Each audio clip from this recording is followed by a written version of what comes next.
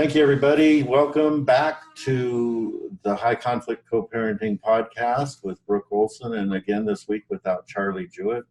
This week we've got, again, our guest, Attorney Julie Mack. And we're going to be talking about this fun place that we're all navigating or trying to navigate right now around the COVID-19 virus. And this week is balancing boundaries in different houses, tolerating helplessness when you and your ex aren't on the same page. It's a lot. So a little bit of, just kind of starting out here, my intention is, this is not about giving you guys advice, but it's giving you kind of a roadmap of how to at least function within the chaos that's here.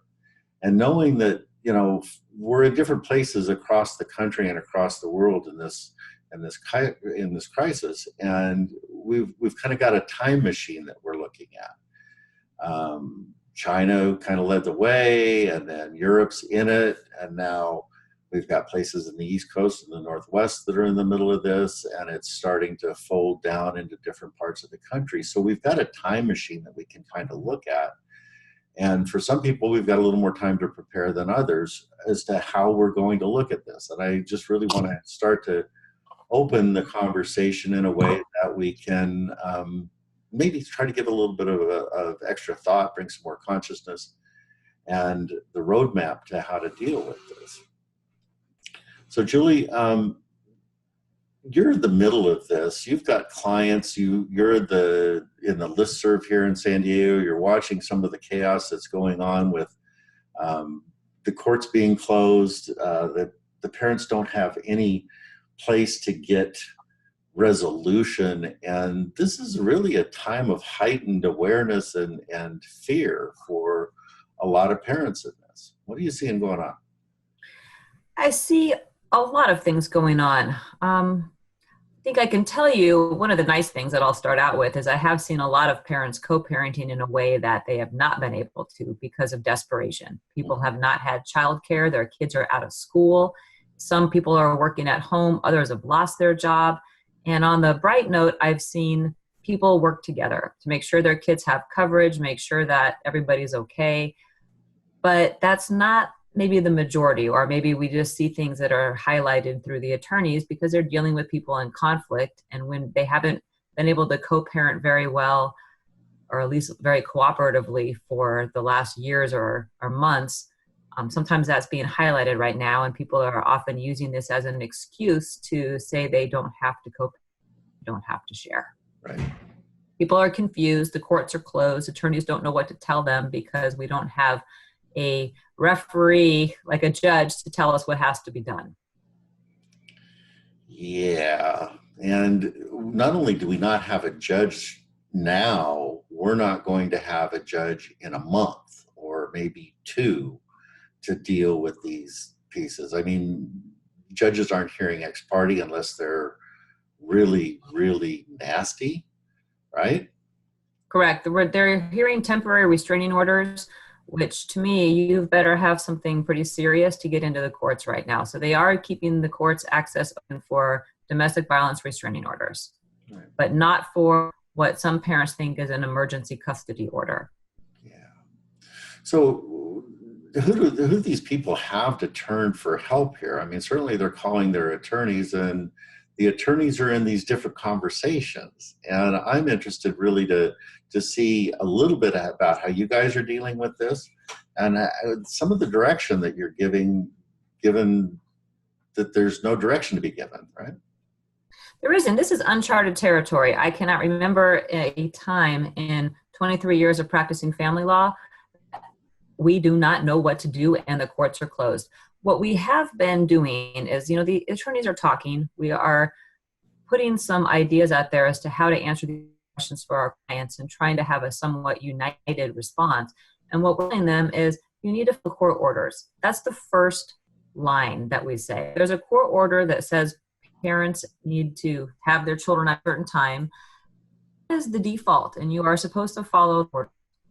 So there better be a really good reason if you cannot follow that order. Like somebody better be sick. That's sort of what I'm hearing in our community and what we're telling our clients is that unless somebody is sick and there's actually a danger to having the visit, they need to follow the orders.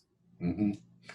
Yeah, and that's kind of a baseline, not particularly conscious piece. I mean, that's what we have. That's what we have to work with.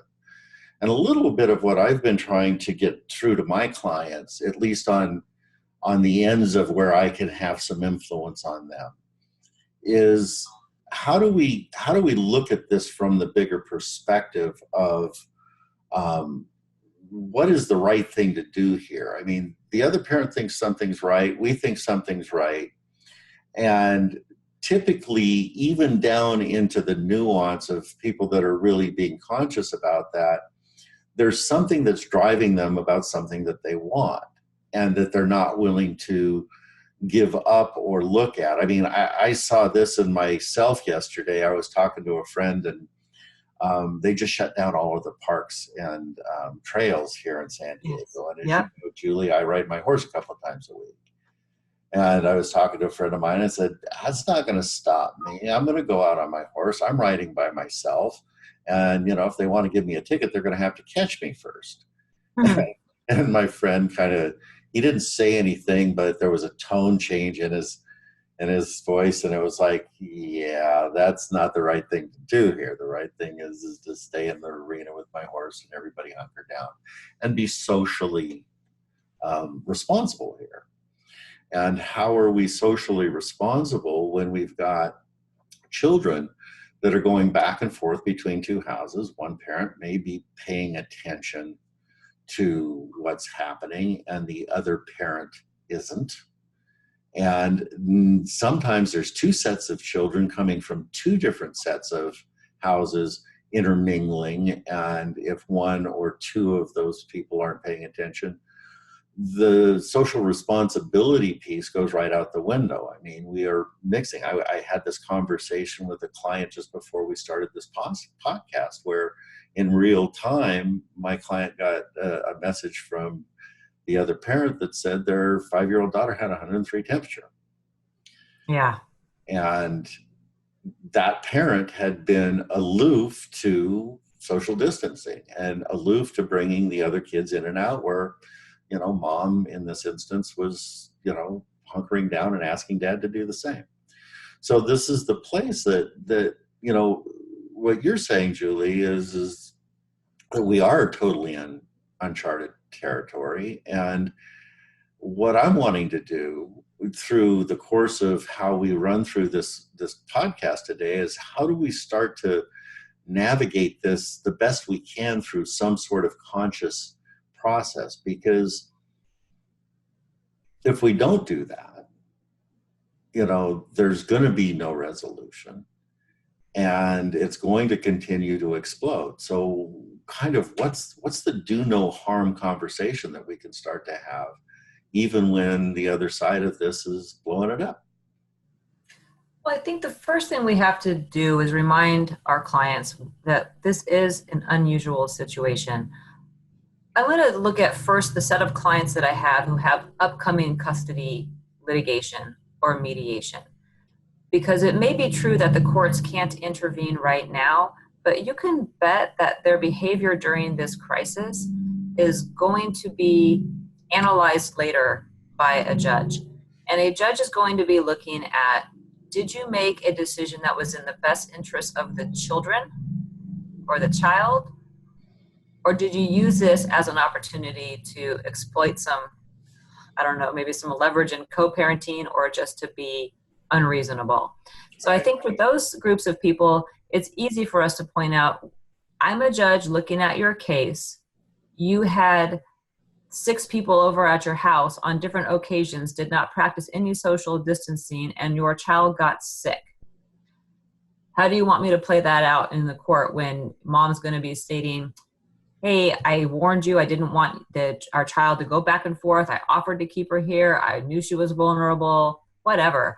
That's one thing. So sometimes people can be swayed by the fact that it's going to come out later in court, that they are sort of still under the microscope, even though our courts are closed. But a bigger topic is When most of my clients listen, they want to do the right thing for their families. Right. They don't want to lose time with their kids. They don't want to feel like they are losing something in a battle with a person that they've had a contentious relationship with, and it does feel like a battle. But most of them do want to do the right thing, and very few parents intentionally want to hurt their children.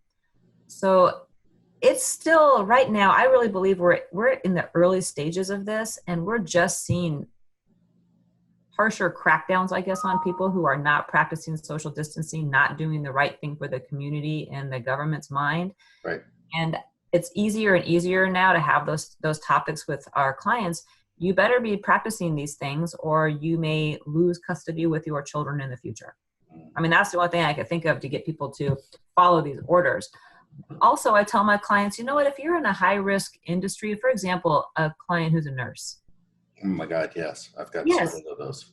I've seen people in the medical field and people that I know personally who are actually asking to not have their children around them as much during this time. Mm-hmm. And I don't think any court in the world is going to fault them for that, to say, I'm at a high-risk population. I want to keep my children safe. The other parent's going to have to step up and keep them. So that's common sense. So try this one. I had a client just a couple of days ago, said exactly that, nurse to the other parent. The other parent has a couple of kids. And there was this same back and forth that I was talking about earlier, the same kind of a situation. And mom said, keep our daughter with you and just don't have them come back and forth. And dad said, no, we have to keep the schedule. It just puts everybody in a difficult situation. Right. And these were people that are typically doing a decent job of co-parenting. But, again, we've got so many things going on in the background because in this particular case, it was dad's wife that had the two kids that were coming in from another place that said, no, you have to send her back to her mom. It's really hard to justify that type of behavior when you're looking backwards. People don't know what to do right now. And so what do we tell them? You work with parents going through this. I have people calling me. So the first thing that I remind them is that you're going to be under the microscope. But I also I want to make sure that parents understand that changing their behaviors during a crisis like this one is not going to be something that is held against them. For example, we see this often where you've got a parent who maybe works from home, has a more flexible schedule, works part-time, or has been an at-home parent, and the other parent works in an office somewhere. And they fight maybe over where their child goes to after-school care. Can they spend more time with one parent? Is that parent going to lose some custodial time or some rights if the stay-at-home parent or the work part-time parent has them more after school? Now we're in a situation where kids don't have school. Right. There's not a judge in the world who is going to fault a parent that says, hey, I still have to go to work. I'm a first responder. I'm a nurse. I have to be in the office and you're working from home. They're not going to be penalized in the future by saying, yes, keep our kids more right now. Mm-hmm. They're not going to lose rights down the road. In fact, it'll help them. They may be right now seeing their children less because it feels like they're giving the other parent more, or that they're somehow walking away from the time that they have. Are they going to be judged negatively for that? And the answer, I think, is going to be no. You're going to be judged positively for doing what's right for your kids on a temporary situation. All the judges are going to understand that this is a time that requires cooperation and compromise. Mm-hmm. Right. And I would add to that, just, really staying in and making conscious decisions that are not just personal decisions, but are ones for everybody. Yes. And also to understand children right now are pretty stressed about this. They are out of school, many of them. Think about the teenagers right now who are not seeing their friends. They're not in school. Seniors who are not going to have graduations.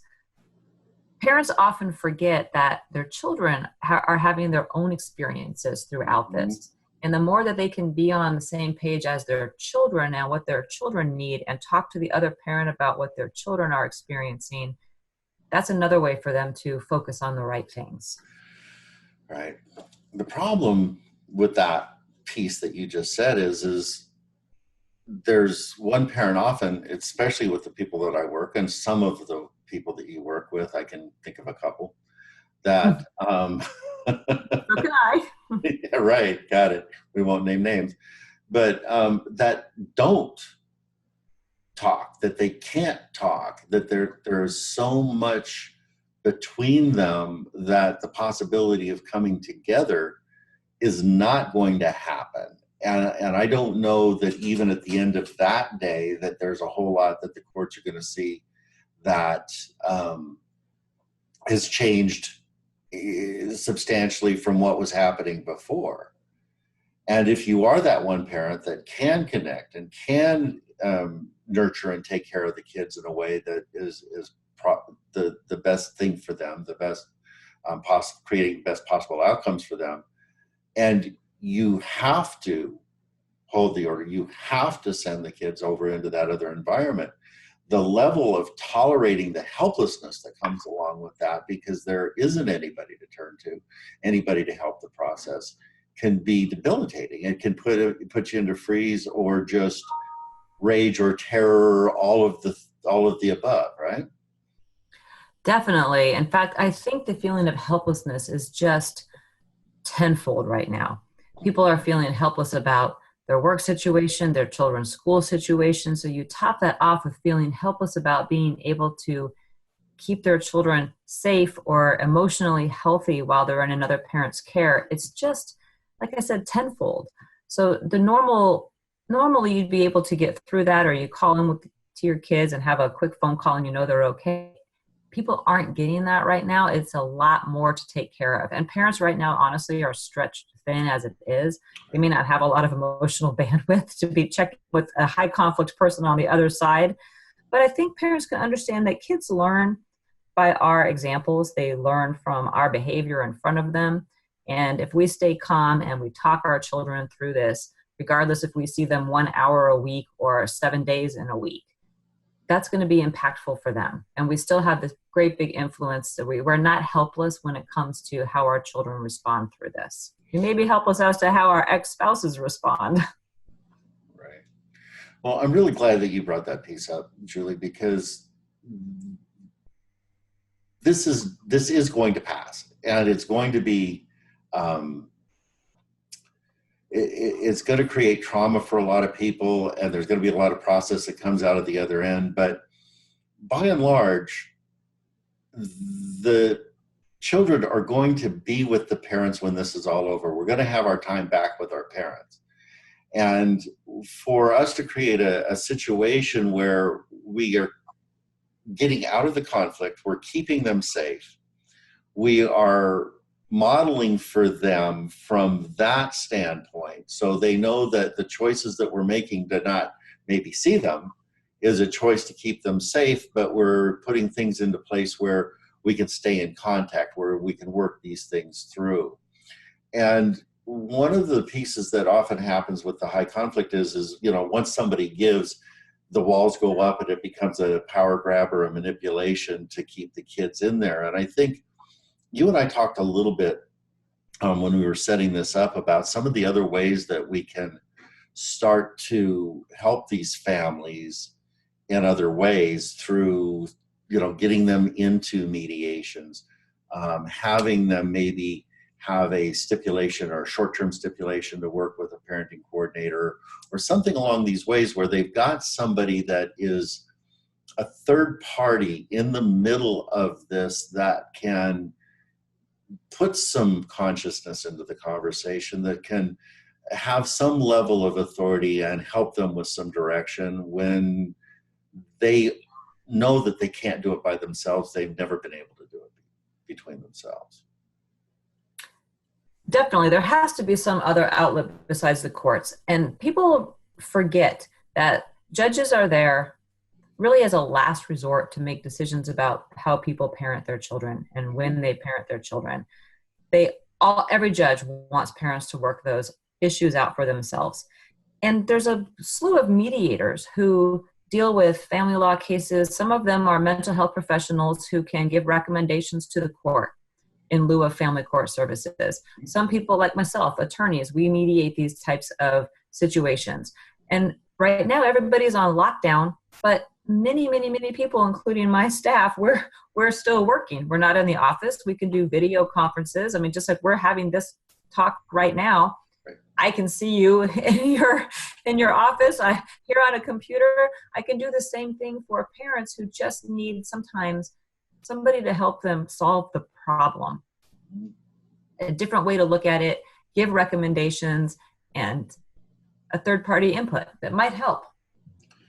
Yeah, and what I'm wanting to bring into this, which is what you brought to me yesterday as we were talking about this, is these are options. They are always options. They've always been options, but this moment, this time and space that we're in with this COVID thing, that it's exacerbated. It is on steroids, and we've got an opportunity to really maybe make some different choices in coming and eliciting that third person that has the possibility of taking us down a few notches so we can take care of at least the pieces that need to be taken care of here and now, and picking up the other arguments later if we need to.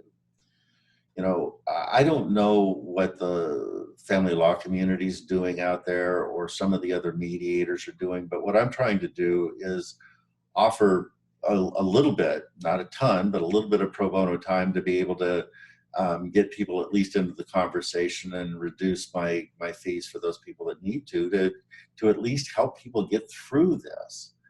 And for whatever the situation, you know, Julie, I know you personally to be, you know, an amazing mediator, and your focus being on exactly that.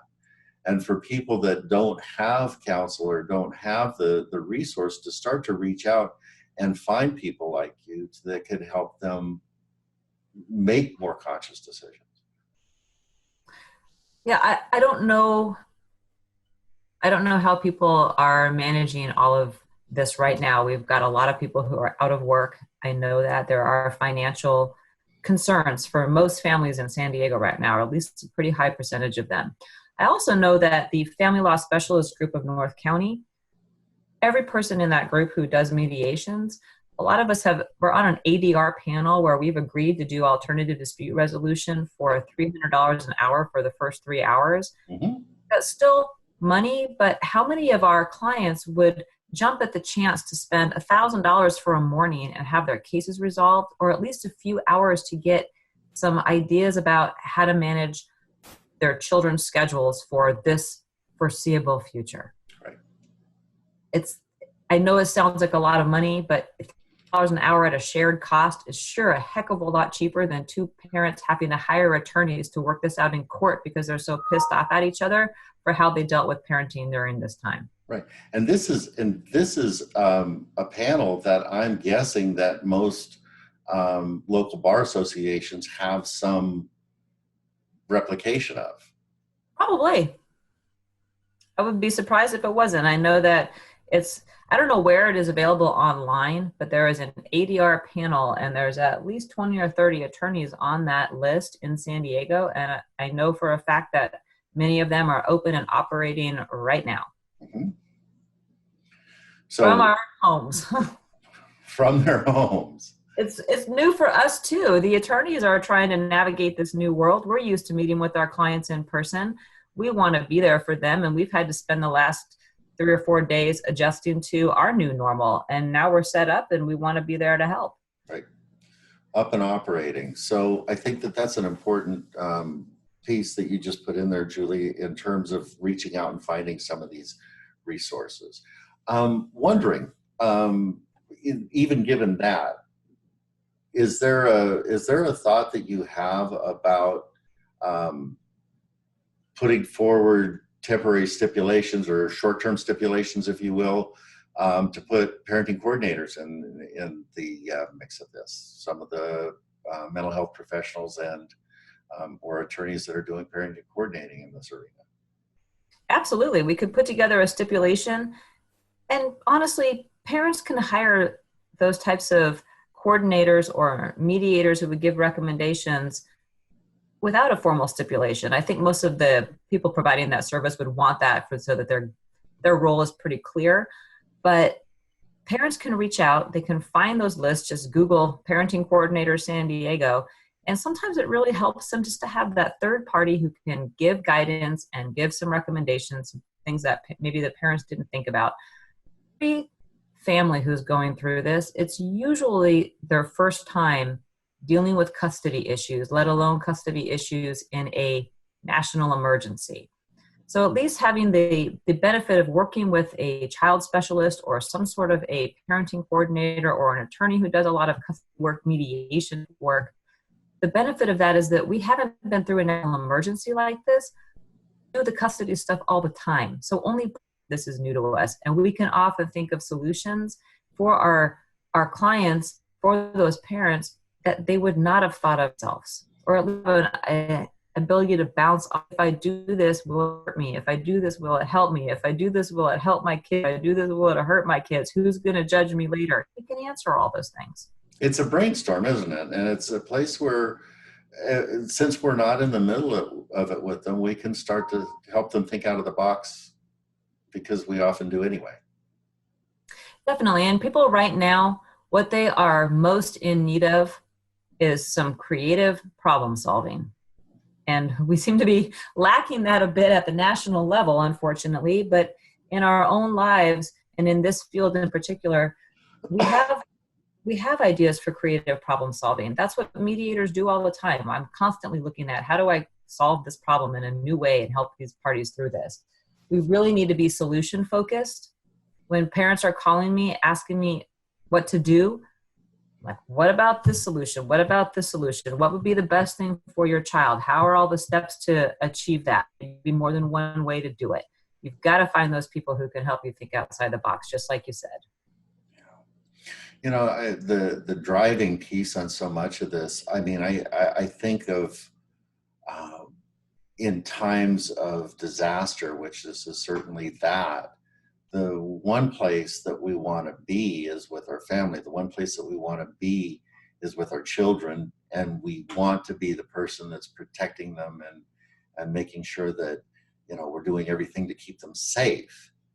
And this notion that you started with earlier in the podcast, that both parents are on the same page, but they're just in different books. They want the same thing, but they have a different idea of who's the best person to do it, or what the best way to do it is, or this is important or this isn't. And trying to help them when they're in this departure from being on the same page with the other parent, to get them to understand that they're not alone in it, that the other parent is trying to do the same thing and they're just going about it from different directions. So how do we get them to soften their beliefs about what's best? And sometimes what's best is the closest thing to what's best, not what's best, right? Definitely. And, you know, when you were talking, one of the things that kind of triggered a thought in my mind is that we have a lot of people who are under stay-at-home orders. They're being quarantined in their homes. And if you're by yourself and you don't have your children, for a lot of us, that's really lonely. And you start thinking all the ways that your life is bad. It makes you depressed. It makes you do all these things, like you want to go get your kids. That is such natural human. That's the way our emotions work. You said it. You want to your family, people that you care about. You want to protect your children through this. You're always going to be scared the other person's not going to do it as well as you. It's heartbreaking. So having somebody to talk that through with, whether it's their therapist, a child-centered, a parent coordinator, their attorneys who are hopefully offering them the right message in all of these times, they really need to feel like they're not alone in this, and this is going to be short. This is going to be temporary. Yeah, it's one of those places in normal times when I'm dealing with this population. Julie, I have the conversation oftentimes of, you want something, you have a strong want or Yes. need for something about being with your children or some opinion about that. And one of the things that I try to bring back consciously to them is that about you or is that about your kids? Because if that's about you as a parent, we've got to step that aside. And that's not easy to do because we are human. We've got emotions. We've got, that need for connection and that strong desire to be with the people that we love. And there's a time that stepping back from that and making sure that we're not putting the kids in the middle of something that we don't need to is the right thing to do. And sometimes that is the right thing. And that's scary for parents right now. I don't know how long this is going to last. There's talk that kids are going to be out of school from now until fall. What on earth are we going to do with all of that? So it's a lot of problem solving that parents are going to need to just to figure out logistically, going to be watching children. And I think that statement alone, that if the kids are not going to be in school, there's going to be a place where the courts open back up, but there's going to be a flood and there's going to be triage that the courts are doing in terms of how they're going to hear cases, what they're going to listen to, and how long it's going to take to get to them, because the backlog that was there already is just tripled. And this problem solving piece that we've been talking about is going to be, I think, something essential for the parents that are listening to this podcast and everybody that can get the message out to really start to step into alternative dispute resolution in this. Because it is the only answer that is going to happen. And if we don't start to solve this problem as a community quickly, in different manners, this thing's going to get nastier and nastier, and there's going to be less and less child-focused solutions to this. I know. I can sense that a bit. I think there's still just a lot of panic right now among people and what they're going to be doing, trying to figure out how their lives are going to be changing and for how long. I do want to mention something about the court backlog. Right now, the courts are set to open back up on April 6th. They've already canceled all jury trials through about the third week of June. I think it's very likely that that the courts may not reopen on April 6th, or they may be there for very limited matters only in family law, very limited matters. Mm-hmm. It's very possible that if there's a dispute or something happening right now in court, you may not get in front of a judge till after this summer. And then school starts. Yes. So the courts already, the judges do not want to be put in the position of micromanaging parents' parenting. They don't want to be there. If they're forced to make orders, they will, but that's not their desire. It's not why they're sitting on the bench. So this is going to be it's going to necessitate alternative dispute resolution in a way that the system has not pushed before, and now it will be, and that will become the more likely process that people will use to resolve these disputes, I think, over the next 4 to 6 months. It's going to be the only one maybe for the next 2 months. And I think when people have to start to look at that as a possibility, it can be a long-term game changer for them, because what I do, and I know that you do this too, is when our clients are in the middle of this, we're telling them to look at how their actions are going to be seen when they're seen by a judge. And when they make those adjustments, if they're conscious enough to be able to make those adjustments, oftentimes this thing resolves itself. But if we can get them thinking that way and then going into the alternative dispute resolution process with a mediator, a parent coordinator, or whoever's doing this stuff with them, they're pre-solving the problem. And there's a possibility that patterning carries well into the court if they have to end up going to court. And the ramifications of that, both positive and negative, really become the indicator of what to do here.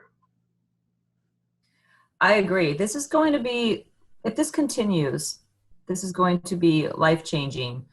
And I can tell you that anybody who's going to end up in court on a custody matter, the courts are going to be looking at what they did during this time. I can tell you, do you remember when we had the fires in May of 2000? This was a couple of years ago, and it was just an odd time to have fires. The schools were closed down. I was in front of a judge soon after that, and she had found out that the other parent had the child during this fire outbreak. My client was frantically trying to reach them and figure out what they were doing and so on. And that person just ignored a bunch of communication, just didn't do anything to reassure the other parent. And the judge launched into that other party and said, could you imagine how worried this parent was if this was you and you could not reach your child in a crisis for hours or a day? How would that make you feel? And the judge did not give orders in that case that he would have liked. Right. And I can tell you, and we were in probably 6 weeks after the fires. It wasn't even at the same time period, but judges remember. Yep. And I can think of several, at least here in San Diego, that are cranky anyway. Sure. And that's a very nice way to put it. And to put this kind of stuff in front of them, it's not going to go well if you have made unconscious decisions. I think the key again in the conversation is if you're being conscious about this, there isn't a bad decision. If you can justify it without malice, when you've thought it all the way through, and you can say, okay, I've thought it all the way through, then relax. And if you need help, get help. But this is a hard one, guys. I am so glad that I'm on this side of the helping process of this and not in the middle of having to deal with this with them. Oh, I know. But even for older children, my daughter's 20 and she's home from college staying with her dad last weekend. And she came over and I had to practice social distancing with my own daughter. Do you know how weird that feels? Yeah. Because she's been exposed to all these people. It's scary right now. One of the things I do want to mention is because parents are in fear right now of what to do and how to keep their kids safe. And we've been talking about having parents cooperate with each other and following court orders. But I will tell you, there's one time that I would think that's different. And if I have a child and they've got 103 fever and I'm sick and we know that we've probably been exposed, I also don't think there's going to be a judge that comes down hard on that parent for not sending a child to the other parent's house to infect other people. Right. But you better have that documented. Right. You better have that documented. And also, again, on that side of that conversation is if I'm deeply sick and the child's deeply sick and everybody needs care, there's another conversation that goes there. And maybe the best thing to do is to have somebody taking care of that child that can take better care because I'm not capable right now.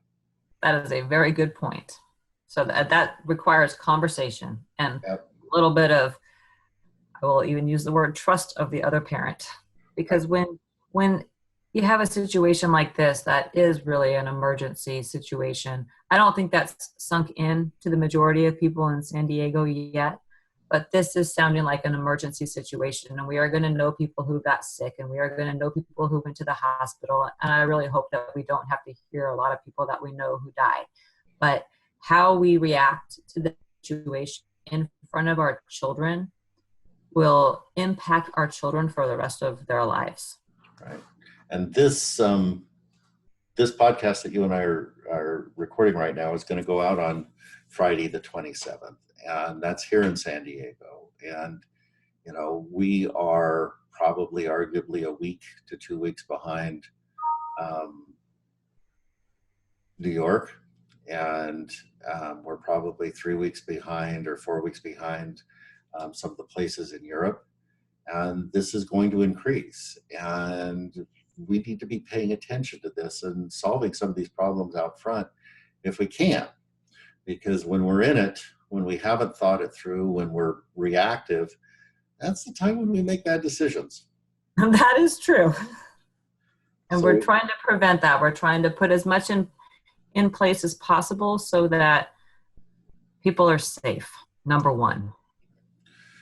So Julie, you mentioned the North County Bar Association here and the ADR panel that people can look into. They can certainly reach out to you. You're a mediator extraordinaire, and there's an opportunity for people to really get some good help from you and your staff. How can they get a hold of you, Julie? Well, they can get a hold of me. The best way is going to our website, juliemackandassociates.com, and they can email me. They can email my paralegal, Jody. The best thing is to start by going to the website. We do have our phones. They are being answered. We've got them being forwarded to people who are working remotely. That phone number is 858-731-9331.